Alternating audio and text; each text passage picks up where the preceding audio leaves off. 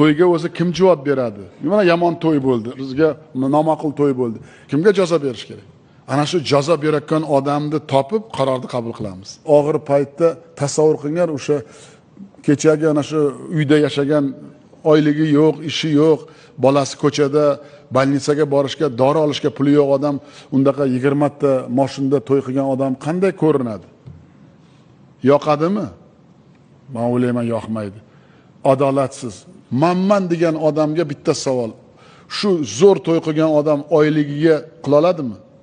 Eng oddiy odamimiz ham salgina o'zini tiklab olsin, uni kechirasiz, g'azabini keltirmaylik, ochiqcha oddiy tilda g'azabini. Buni ham bir tartibga keltirmasak bo'lmaydi. Farzandlarimizni kamolini ko'rish, sog' salomat bo'lsa, qanday baxt bu. Kichkinagina to'y, bolamizga o'sha to'yga o'tkazayotgan pulni birkasiga o'tkazib qo'liga berib qo'yinglar, o'zlari qilsin.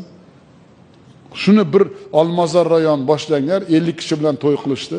Shundaqa bolalar xursand bo'ladi. Ularda ham ichida dardi bor o'zi. Olmazor to'ylarda va marosimlarda o'tkazish bo'yicha namunaviy rayon shaharda va senat qarorni qabul qilayotganda ko'rsatadi televizorda, o'sha ekranda, mana to'y qanday bo'ldi.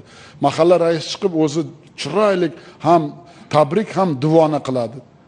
Artist keladi, oshi bo'ladi, chiroyli bolalar rozi bo'ladi.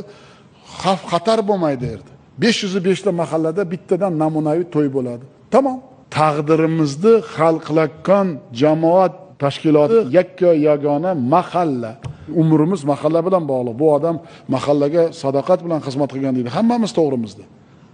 Shoshilib bo'lmayotgan masalada bu.